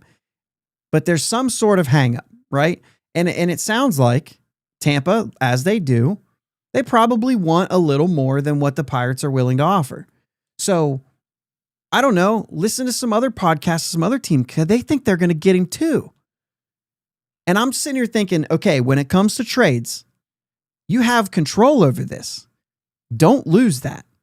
Yeah. You've got to throw some. Jim says Antoine Kelly is probably the biggest name you need to part with. Maybe, but let's do Antoine Kelly. Let's make sure. Let's get somebody else there too. Now, I'm not saying you throw one of your top 10 guys, right? Don't throw one of your top 10 guys there. Right. But make sure you get him. Don't send Austin Meadows. I'd send Austin Meadows. I'd miss out on what he was in this league. Yeah, but before you knew what he was going to be in this league? Sure, I understand. That's the point. It's not what he ended up doing. Yeah, and he was also here, right? He made his debut already, and so that was a little bit different too. But don't send all three of those players again. Yeah, it was like don't do that. Yeah, well, that's what makes me nervous about Tampa. The thing is too is everybody was probably just as upset at the fact that it was Chris Archer. Because he was already showing that he wasn't as good as he used to be. So it was like, wait, if we're going to trade these guys, do it. Dude, Jim, this is what I'm saying. Like Antoine Kelly, Sammy Stafura. We've only had him for so long. We got him in the Keybrod A's. Let's turn that thing into something. Yeah. And he's like, what, number 6 prospect in pipeline? Something like that. So yeah, like, send those guys. I think that's something that's make sure you get him. You got to throw a top 10 at him and say, let's do it. Yeah. And OG brings up a good thing. Some of those really young, further away guys. Maybe throw something like that in. Either way, man, just do it, man. You have to go ahead, give them a little extra. Now, just not anything that's close, in my opinion. On anything that's close. Now, if you really do think that Brandon Lau is going to play second base, if you really think that's, which by the way, we need to, right now, we still don't have a left fielder. We still don't have a third baseman. We still don't have a DH. So I don't know why you would right now. He would DH. Right. Yeah. Right. And then if you can still get a second baseman, then you worry about moving Nick Gonzalez then. But right now, I'm saying, that's the way I will overpay because I can, and I know Seth Hernandez is going to be good. I know Edward Florentino is going to be good, or at least we think. Like, I know the possibility of those guys being good. I understand that.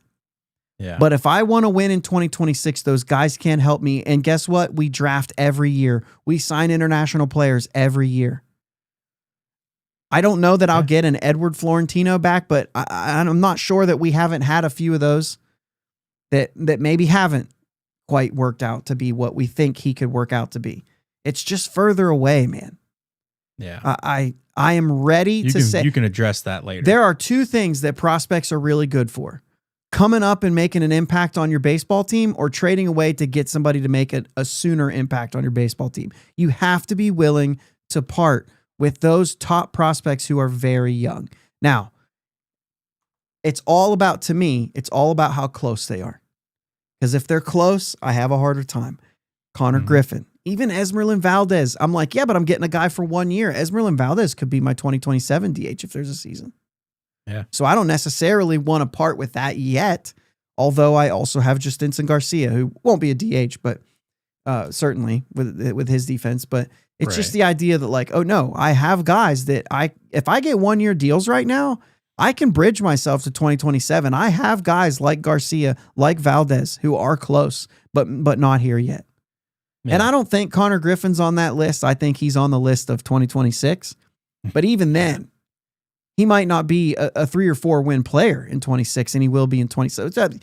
Whatever, maybe going down a rabbit hole there. But the idea is this is exactly where I would be overspending.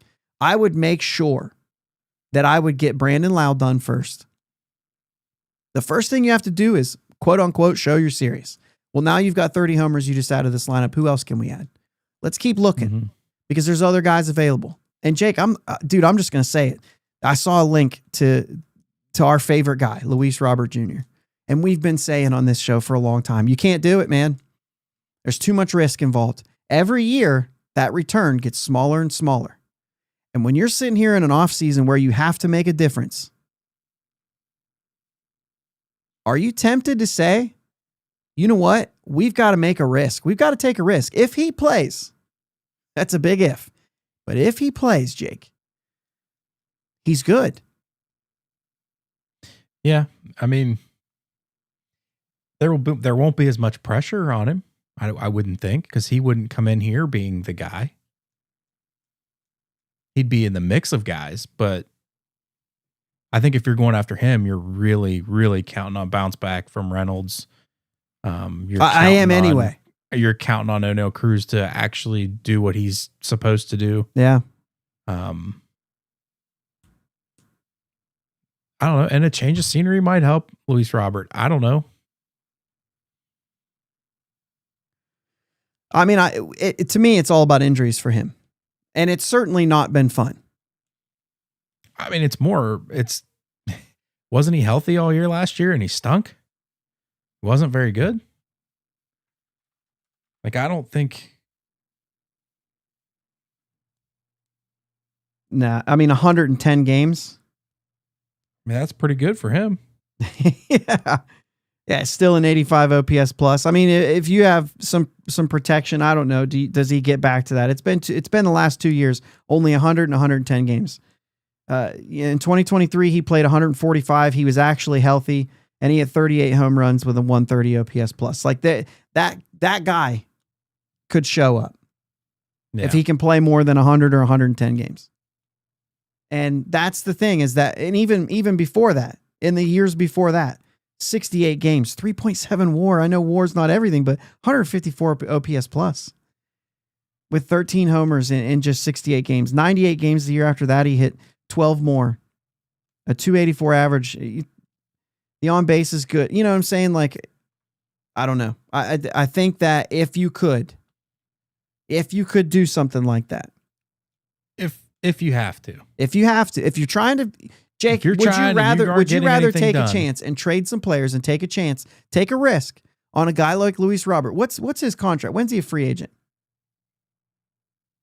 Now. It's got to be coming up. It's now. He's not a free agent. No. It says 2026. Probably at the end of 2026. Oh. Did they pick up the option? If they picked up the option, it's 20 million. Or it's a 2 million buyout. Does anybody know? I thought that they were talking trades for him. Maybe it's signing. Either way, they must have picked up the option on that. Kaler says 2028, but it's team options in 26 and 27. And they're both $20 million. Jeez. Option is picked up, Jim says. I mean, he's certainly worth it if he plays. I mean, we can look at the numbers. He's worth it, right? And so if you can, and here's the thing, Jake, give him the prospects. Don't ask them to pay the money. You ask them to pay the money, you have to give them better prospects. Yeah. So pay the money, take on the contract, and take a risk there. And that is something that this team might have to do because they can't get anybody. There's also a risk in putting Jack Swinski out there every day. Yeah. You know what I mean? So I don't know. We're talking about, Josh says he had a hamstring issue.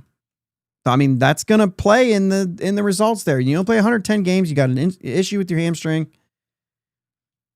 I don't know. I think it's worth it. So you've already said we're serious. You've told people that. They don't believe you. At least the media doesn't. But like I think OG or somebody said, apologize if I got that wrong. The players and the agents do. They believe that you're serious.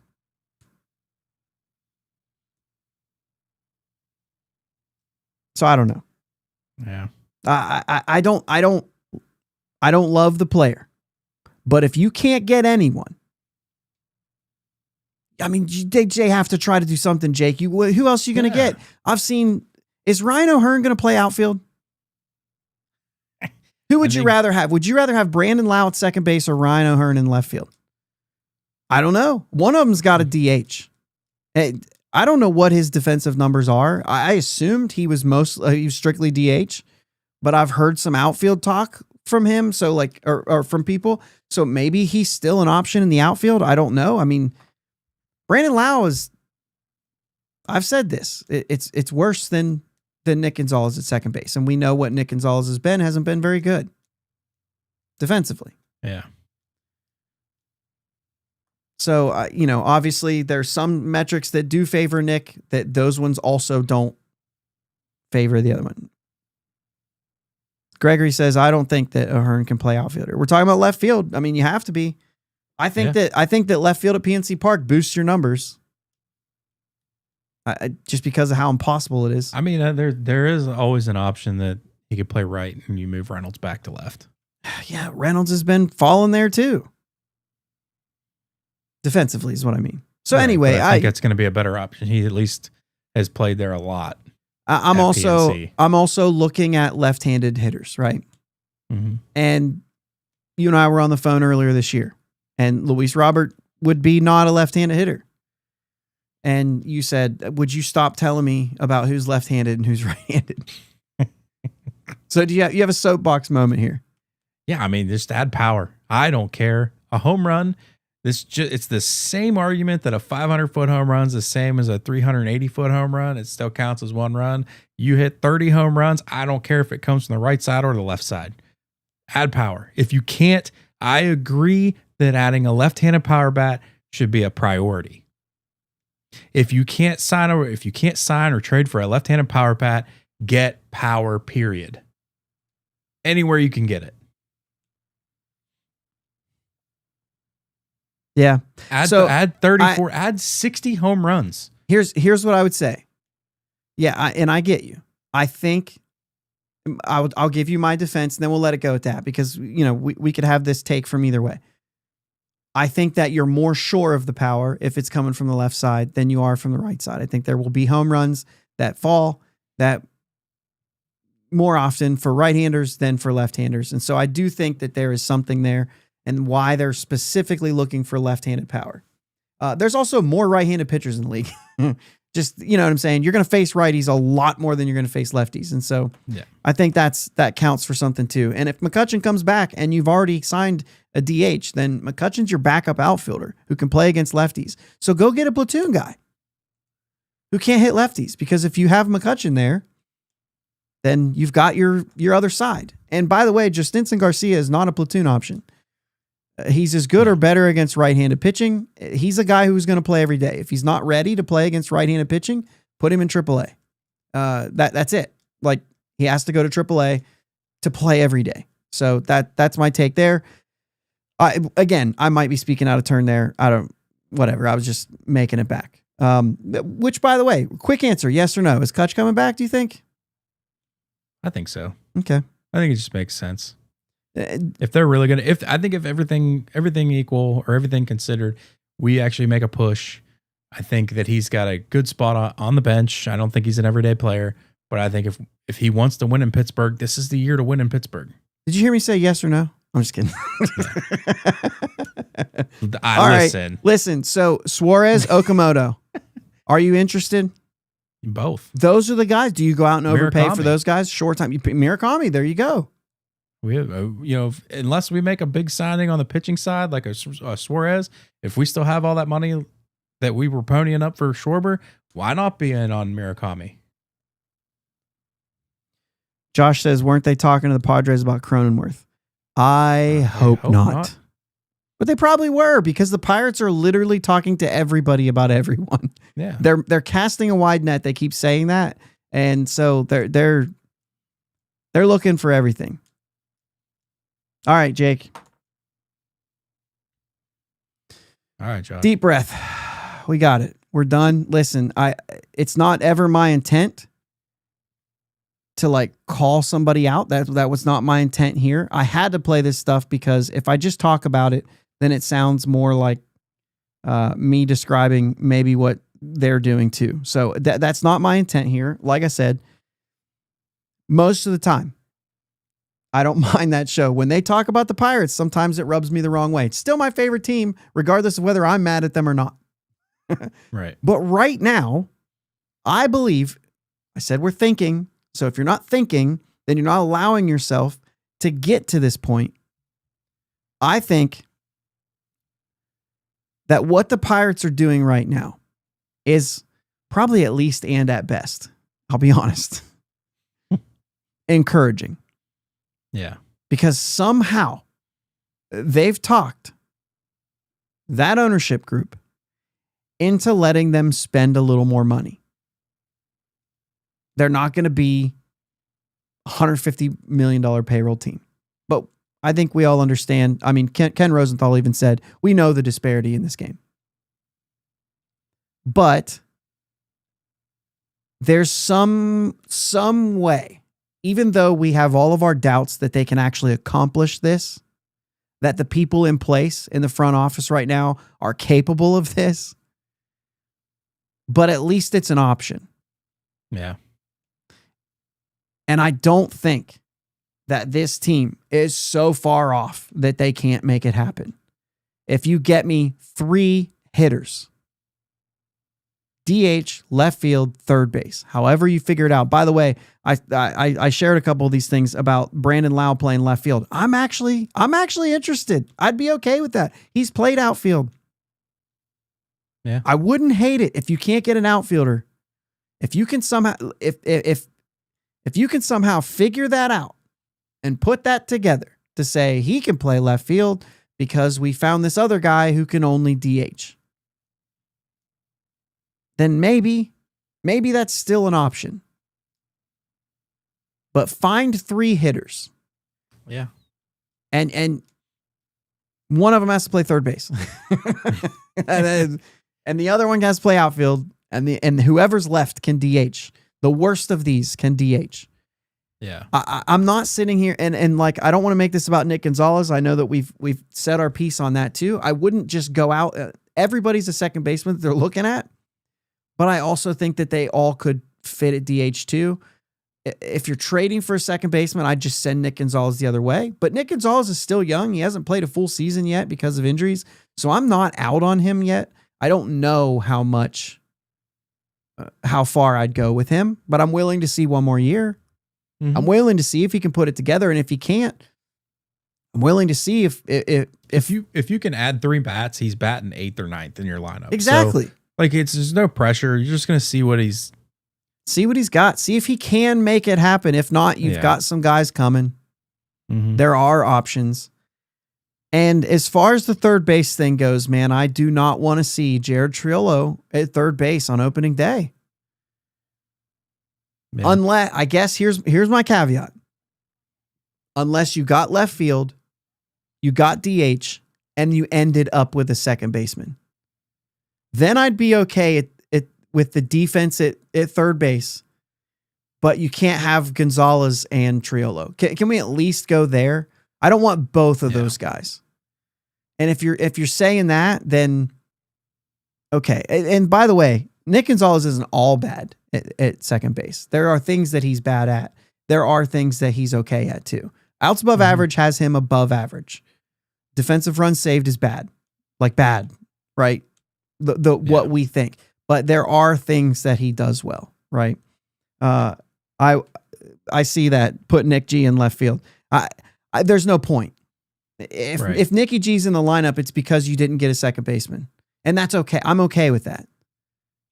You know what I mean? I'm okay with that. I wouldn't change his position. It's not going to be good. His arm is one of his problems. I can't put him anywhere but second base. Yeah, I mean, every projected lineup I see right now has Nicky G playing shortstop. So there's also that. Because Connor Griffin's not on the roster yet. Yeah. And I'm even okay if you still have Nicky G at second base and you did get a third baseman. and Connor Griffin's not there, I actually would be okay seeing Triolo for a little bit at short, just until Connor Griffin comes. Yeah, I just don't know if they're planning on running Nikki G at shortstop. No, it's just other people writing things down. They're seeing Lau come in or whoever. Right now, what do they have? Nick York at second, Nikki G at short. That's because who's on the roster. Yeah, that's not a plan. I mean, I'm hoping not. Don't get me wrong. You can't put York at short. So right, that's all it is. I don't know.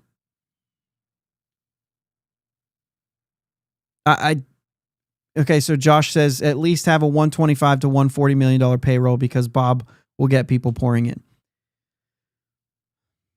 I don't believe that Bob will.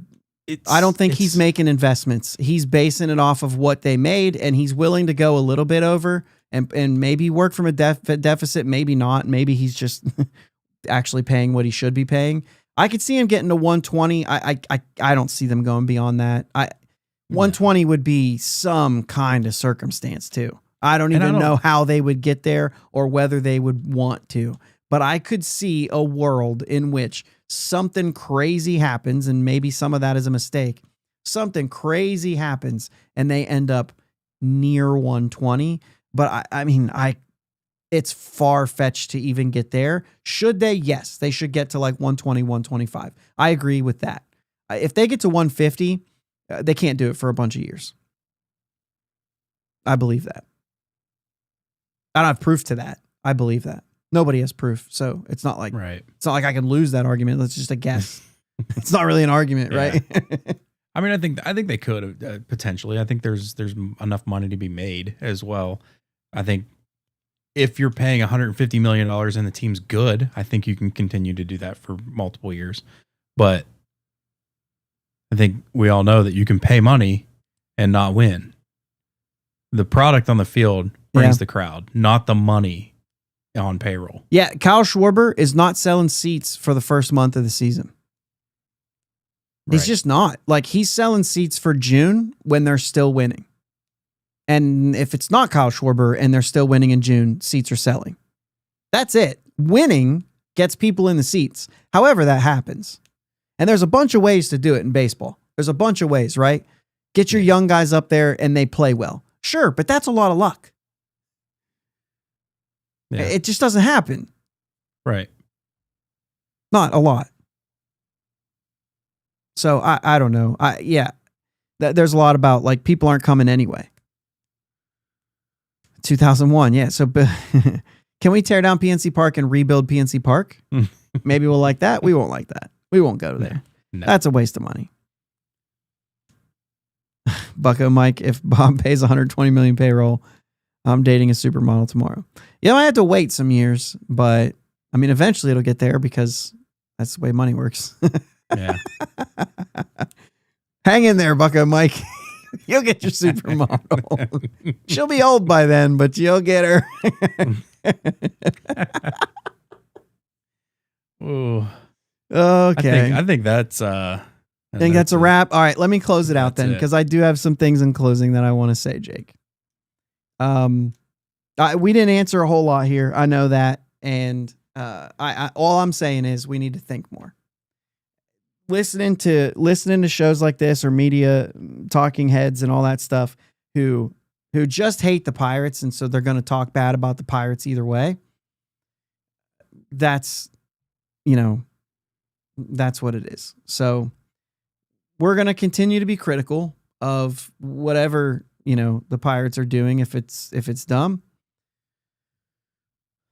But I don't know. If the team shows an effort to do the exact thing that you've been complaining that they won't do, at least say thanks for listening, or I told you you had to spend money or whatever. I don't know.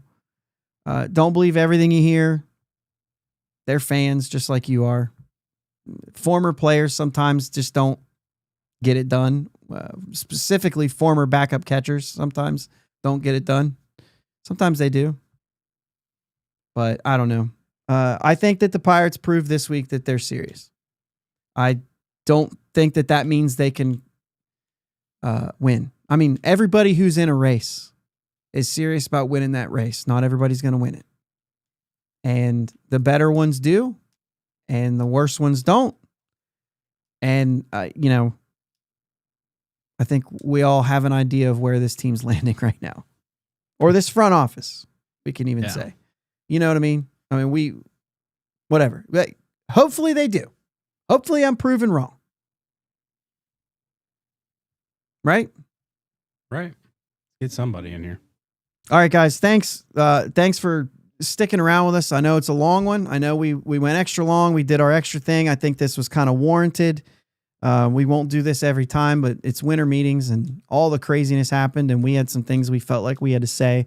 You got all week to listen. If you're just listening to this and getting caught up and you didn't finish it, come back to it, please. I'm saying that at the end. They're not going to... Nope. Too late to say that. They finished it. Tell someone about this show.